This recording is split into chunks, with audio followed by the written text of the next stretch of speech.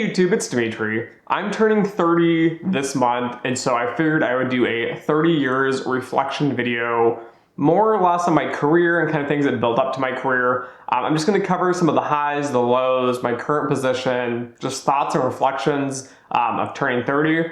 So just to start off with, I feel old. I know a lot of people that are older than me are laughing like, oh, you're only 30.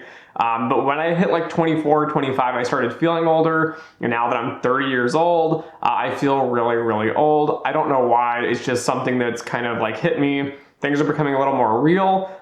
Things that I thought would be of value, so like money, and even like getting up and getting really high positions, there are things that just aren't as important as I'm hitting the age of 30. For me, it's more about a well-balanced career, happiness, and I'm starting to think more about, I guess, life and how short life is in general. But let's just dive on in here and I'll kind of cover some of the aspects and throw a little story here and there, and you can just get kind of a reflection of what I'm thinking and what I'm going through.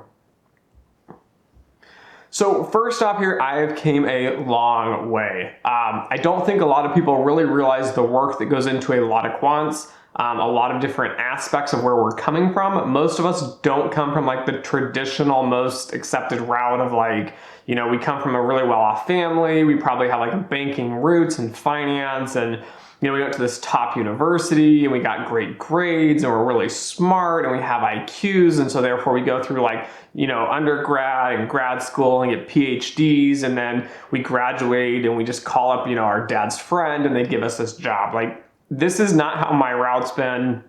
This is not how most people's routes go when they get into the quant realm. But just to point out a few things here. So first off, I'm a first generation college grad, meaning my parents did not graduate from college. My sister did graduate from college. She's 2 years older than I am. But the thing is, I am basically a first generation college graduate. So it's not common. It wasn't like ingrained in me to go to an Ivy League school. It was just like, you should go to college. College is important, but that was kind of it. I am the first graduate of a graduate program, so like master's or PhD. Nobody in my family, at least close family, has ever been to college, right? And then they also have not gotten a graduate degree. So for me, it's a big milestone, a big stepping stone to be able to go to college and graduate and even get a master's and graduate. So just to point out a few more things on this, right? I didn't like school as a kid. So I went through elementary school, I went through junior high and high school and everything, right? I didn't like school. I didn't like the process. I didn't like the learning. I didn't like the homework, right? I was like a B plus student throughout. Like, I got decent grades. That's fine. I'm done. I wanted to check out. School was never a big priority for me, and I never really knew what I wanted to do. I mean, as a younger student, like in high school, I wanted to race motocross professionally. As things kind of changed and I evolved and developed, I thought more or less of going through plastic surgery. So being a plastic surgeon myself, not actually getting any, but I wanted to specialize in breast and face augmentation and like repairs. But that changed. I ended up not wanting to go into biology after taking a few classes and realizing I don't really do well with blood, and cutting people open I think would be a little creepy. So I ended up not going that route and I shifted gears again. And just to point out here, like, I've done well in college. I think a lot of this has to do with my wife. She's a super nerd, like 4.0 student, honors, everything like that. But I was never really that academic. I think college piqued my interest because I could pick what I wanted to do. And then my wife kind of encouraged me to study and learn. And I think it's just ingrained to me now, like, I really enjoy science. I really enjoy learning and like the academic rigor and involvement in school. But that was never something I had when I was younger. So I just want to kind of point that out, right? I'm not like your traditional nerd here. I kind of evolved over time. And then I want to point out too, I came from working like blue collar manual labor work. There's nothing wrong with that. I still do a lot of it myself. I fix my own cars. I do all my own yard work. I plant trees. I fix my house, like anything and everything I can basically do.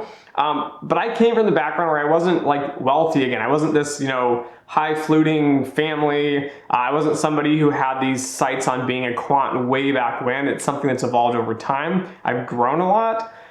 So again, I came from this background of like finance and college as well. Finance is not rigorous in the sense of like a STEM degree. So I don't know, for me, it's just a big shift. When I went from undergrad, from doing finance and business, which is something I really enjoyed, but felt like I got cheated and I missed all the skills needed to actually make crucial decisions in the real world.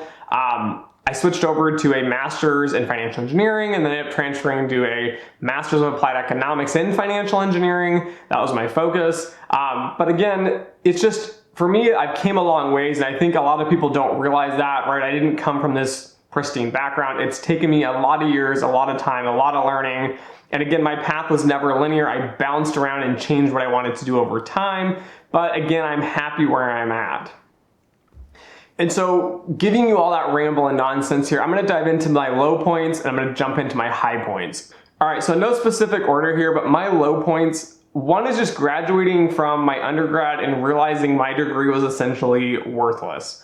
I graduated from Washington State University. I absolutely loved it. I had a great time. I felt like I learned quite a bit. But the problem was that it was an average state school, right? So nobody really wanted to hire you. You had to take like a really crappy low-end job. For me, I was just not gonna do it. I wasn't gonna be like a financial planner or an advisor. Like, that was just not what I wanted to do. I wanted to work in trading at the time. I wanted to do something that's like quantitative finance. But at the end of the day, it didn't happen. I graduated. I was basically unemployed. I moved in with my parents and I worked at a startup company for 8 years through part of college, through this crappy time, through graduate school as well. But at the end of the day, like, it sucked, right? I was basically living at home. I was married. And then on top of that, like, I just didn't have a job. I had this degree, but it wasn't worth anything. I couldn't leverage it to do anything. It was just a bad situation. So that's definitely one of my lowest points. The second one is just rejection from like grad schools and programs in general. So after I graduated from undergrad here, I actually went and applied for graduate programs. I made kind of a rookie mistake. I went and I applied to like Columbia, NYU, Princeton, I believe, or Cornell, one of those. But I applied like the very, very best financial engineering programs. I wanted to go to University of Columbia. I wanted to work under Emmanuel Derman specifically. And then I applied for one backup school at Washington State where I went to my undergrad for a master's program. So I got rejected from all of the programs, and then Washington State, my backup school, said, "Oh, you're super bright. You know, you have GRE scores higher than our PhDs.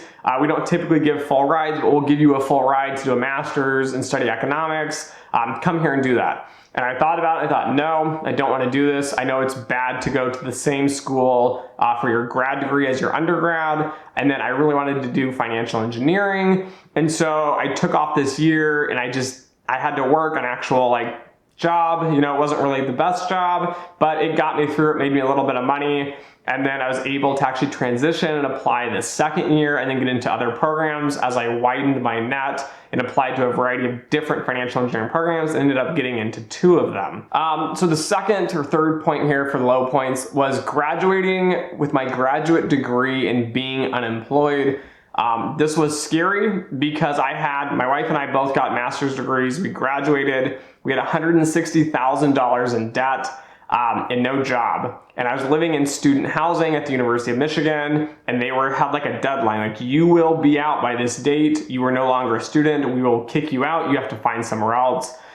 So it's scary on multiple facets of you just spent $160,000 and you have nothing basically to show. Like, you don't have a job, you have nothing to go, there's no money coming in, you're being kicked out of your apartment, but you can't get a new apartment because you don't have a job, and people don't want to rent to you if you don't have a job.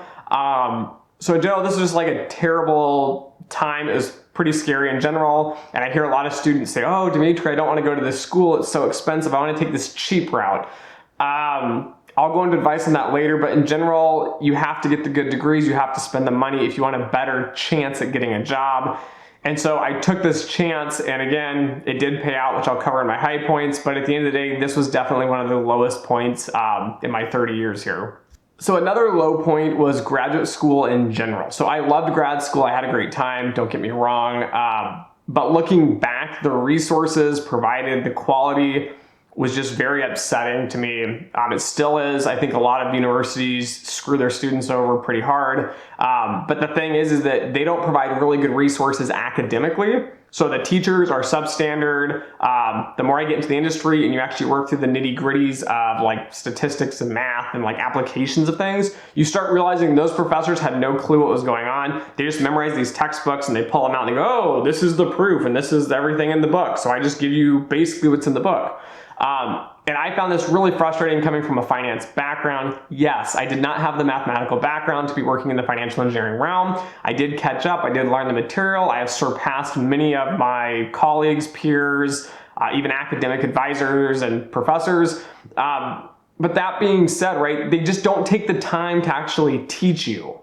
And I understand like, oh, they can only teach, specific rates or whatever. But when you go to office hours and professors refuse to help you, I think this is complete crap. I'm paying you $70,000 for a master's degree. You can literally take 10 minutes to explain this. And it's one of the reasons I'm making all these videos is I think professors do a terrible job at teaching. And so I'm going to go back and I want to teach this material from the ground up. So basically anybody can learn if you start at the beginning of my videos and go through them. You should be able to know this inside and out better than everybody else. It has to make sense. And then going back to this low point too on resources. So I felt like the universities failed me academically. There are a few caveats to that. There's one professor who I absolutely loved, who took interest in the students. There was another one who taught, who I thought was like kind of sketchy. And then I find out later what he was teaching made a lot more sense. You just had to apply it. But resources on the career side were abysmal. Like there was nothing there. There was no help. Again, I could have taken advantage more of the university-wide resources, but quant-specific resources were non-existent. I think this is common in almost every financial engineering program, especially the more rigorous and mathematical, the less they spend on career resources. But this was a low point for me because it was so frustrating, right? I'm struggling academically and there's no one to help. I'm not even going to cover into this, but students in general only go in their own individual groups. They refuse to help everybody else. It was miserable. And then on the flip side, right, the universities can't even place you for jobs. They're not willing to help you. They're not even like trying to make an effort. And so I ended up gathering students and having to like try to put together programs and help all my colleagues get jobs, even though I don't even have a job. And so in general, this is just a low point. I think this is why suicide rates are extremely high in grad school. And just kind of throwing this out as the last low point on my list is working in New York City as a contract worker. So working on contract means you are employed for X amount of months. And then as soon as your contract's over, they have the option to either rehire you if they have work or to not hire you if they don't like you or if they don't have work. So when you live in New York City, everything's really expensive. I was spending around $4,000 a month on rent living in New Jersey. But that being said, like I didn't know if I was going to have money coming in a few months. So that's kind of difficult. It's stressful. You're trying to find another job at the same time. You have people trying to convince you to stay in your contract position because they get paid a lot of money for you working for them. But at the end of the day, that was definitely a low point. It was a scary moving point to the fact that I have all these bills coming in, all these responsibilities, and yet it's hard to make things stick and you don't know if you're gonna have an option to kind of leave or if you're gonna have to leave New York City and take a massive loss. In general, it's definitely one of the lowest points, but it was worth it in the long run, which is going to lead me into my next point, which is my high points. So landing 2 job offers after graduate school was one of the highest points in my career. I felt wanted, needed. I graduated unemployed, as I mentioned, and then I had so much time before I had to move out of university housing, as I mentioned. And then I actually landed 2 job offers. I had 2 in-person interviews. One in Dallas, Texas, and one in Columbus, Ohio. I interviewed for both of them. I picked the job I thought was better, but it was just this great point of like, they offered me more money than I thought I was going to make starting. It was more than a lot of my classmates had for offers. And then I had 2 offers at the same time. So it's kind of this leveraging point where it's like, you feel great about yourself, you feel wanted, valuable, and then they're also paying you a really decent salary to start.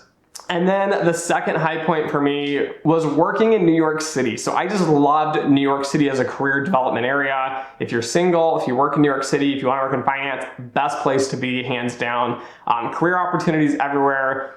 People all dressed professionally in suits, so I felt right at home. I learned a ton in New York City at both my contract position as well as my full-time job after that. But New York City is definitely a high point. It always had been on my list of like moving to New York City and working on Wall Street. And I actually did work at a bank on Wall Street specifically. I rode the subway there every day. So basically this fulfilled one of my dreams. And this was one of the highest points of my career thus far. All right, and the third point here for my high points was excelling at work in 3 different departments. So I had a job, I was working for data quality control, data QC, so all the data processing, cleaning, fundamentals. I built all the automation for it. At the same time as working my full-time job, which is doing model implementation, I ran all that, automated that, developed processes, procedures, and then also on top of that, I did model development, which I wasn't supposed to be doing, but again, they were short-staffed, so I did model development. And this was a high point because I was so efficient, so tuned in. I was working a ton of hours, but I loved it. I worked 3 different departments. I was excelling at all of them. And it was just a high point for me. I felt very successful, very well accomplished. I had to learn so much on that job. I was able to take what I learned in grad school and apply it to these situations. And then to top it all off, the icing on the cake here for me was that the PhDs were always looking down their noses at us and treating us like crap. It was a company-wide cultural thing. I hated it. But they just gave me the crap models that they couldn't solve. I sat in meetings, they said, oh, you can't model this, it's not possible. They gave me the models, I spent the time, I did the research, and I actually blew these guys out of the water, built models that performed well, and actually solved the problems they were trying to solve. And so for me, it was the high point of like, you told me it wasn't possible, you told me you're smarter, you're better than us, and at the end of the day, I built these models in half the time that you built them in. They were better quality and they worked, and they actually lasted for twice as long as any model that the PhDs had built. They didn't need redeveloping. They were awesome. So huge high point for me. It really connected my academic side, my professional side, like everything was really clicking. So working at this point was a high point for me. I felt very successful and happy and very fulfilled in my career. All right, so the fourth one here is just writing papers, technical papers. I'm not going to call them academic papers. I'm not published in any academic journals. I am published though through the Global Association for Risk Professionals, so an industry journal for white papers. And the other one I self-published. But for me, this is huge, right? I'm coming from this background where I come from finance, I get like a technical master's degree, and then most people after their master's just go and work, right? Nobody writes papers, it's just not common. You usually do it when you do a PhD and that's it. For me, being able to write these papers, being able to have them reviewed by other people in the industry, getting positive feedback, right? It's been huge, it's been a goal, something I wanted to accomplish in my lifetime is at least publishing one paper.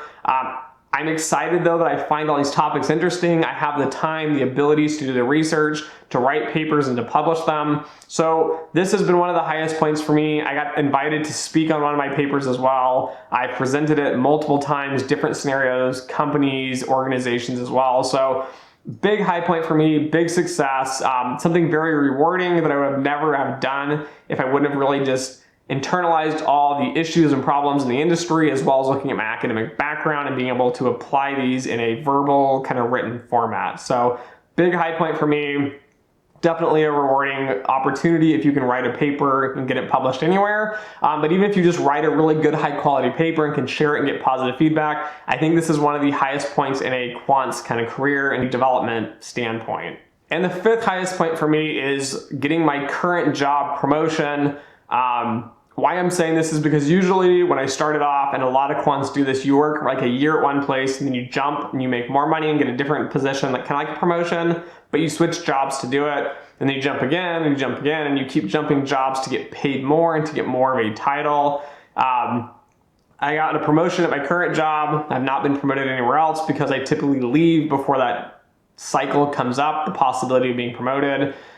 Yes, I had a promotion at my first job, but I left before I actually got it, so I don't really count that. But it just felt great. Like I felt like I'm very valued. My manager I currently work for is amazing. She takes a lot of time to figure out what we're working on, utilizing our skills, applying us to the correct projects. Like I'm just really happy I got the promotion. I felt like I've been rewarded for it, but I also felt like I've done a lot of the work to get to that point. So that's just really kind of a great feeling for me, right? Being promoted in general feels good. And that kind of leads me into the next topic here, which is like reflecting on where I'm currently at career-wise and just kind of figuring out like, am I happy? Am I not happy, right? Looking at different aspects of your career. And so I just want to point out here, I absolutely love risk management. I work in risk management. I've worked here since graduating grad school. But just to kind of like rewind here a little bit and look back, when I was in undergrad, I wanted to be a trader. The reason I did financial engineering is I thought the math and quantitative side was very interesting. So I wanted to go and be a derivatives trader. So I went and got a master's degree. I focused in financial engineering and applications in economics and econometrics. And I went and I studied this and I wanted to be a trader. And then when graduation came, right, I hit those low points. I couldn't get a job. I was desperate for anything. I applied for everything on the business side, like, investment banking and all that. I applied for trading. I applied for risk management, quantitative research. I applied for anything and everything. And I ended up getting into risk management. And looking back on my career, I'm actually happier that I ended up in risk management than ending up in trading. There's nothing wrong with trading. I thought it would be a great fit for me.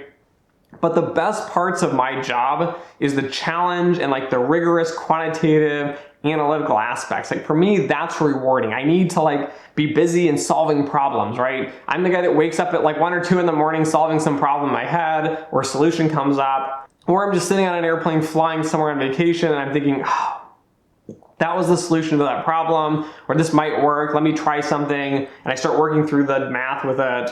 And I start thinking about how to implement it. And so at the end of the day, this job I think is it's more challenging for me on a mathematical, programming, statistical side. Yes, you can work in trading, but again, if you're doing a lot of that type of work in the trading realm, you're typically doing quantitative research. Yeah, you can do trading and that's fine, but I just think for me personally, it was a better fit. I have a better work-life balance. I don't work crazy hours all the time. You do occasionally, but not all the time. My current job I absolutely love. I think I have a great team, a great manager, my manager's manager. So like our department leads, I think have things figured out fairly well. They support us. I just couldn't be happier with where I'm at now. Looking back on like progress, right? Everyone's saying, oh, it would be great to make, all this money and it'd be great to have these titles and whatever. Yes, it is possible. You hear crazy stories of a guy who's 25 years old, who's senior vice president, Goldman Sachs. I don't know, whatever. You hear these stories. But I think looking as a career, I've done really well. I've been happy. I've progressed at a good, steady rate. I've never jumped significantly above my abilities and been like stretched so thin that I can't do it. But like, you just faked it and then you were friends with people and you got promoted. I think I'd be miserable if I was in that position. So if I was like a director running a department, yes, I think I could do it. Yeah, I think it would be an awesome opportunity. But at the end of the day, right, it's nice to progress piece by piece. Again, I feel like I'm moving fairly quickly compared to most of my kind of colleagues and people I graduated from the universities with, because I've just worked harder at both the quantitative side and the political side, like the career development side, right? The softer skills that aren't really taught in a quantitative master's programs that would be taught more of an MBA level. So again, it's an advantage of having an MBA. But at the end of the day, I think I've done very well. I'm happy with where I'm at. I have the work from home ability, which I never knew was really a thing, but I absolutely love it. Again, the mathematical rigor has been amazing. It's been probably one of the best opportunities I could have had. Even looking back from like college, high school, undergrad, anything like that, I think I'm on the right track. I found something that really makes me happy. And so I think looking back over my whole 30 years of existence, I'm happy. I'm where I'm at. I'm where I should be. I enjoy what I'm doing. I don't really have any, big regrets. This has just been an awesome opportunity. But again, you're always striving to be better and to get to that next opportunity, that next level, that next challenge. But again, I think having that gratitude and being able to balance, where you're at, accepting that, as well as kind of balancing your ambition. Getting the right balance can be challenging, but I think I've definitely hit an equilibrium that makes me happy personally. Anyways, that's kind of my reflection on 30 years here. I do feel old. I do feel like I've made great progress. I'm happy with where I'm at in general. There's always room for improvement, guys. Even myself, I'm hard on myself. There's always things I could do better. But at the end of the day, 30 years has been pretty amazing. I've done more in my lifetime, I think, than a lot of people I grew up around. So anyways, thanks for watching. Don't forget to like, share, and subscribe. And as always, until next time.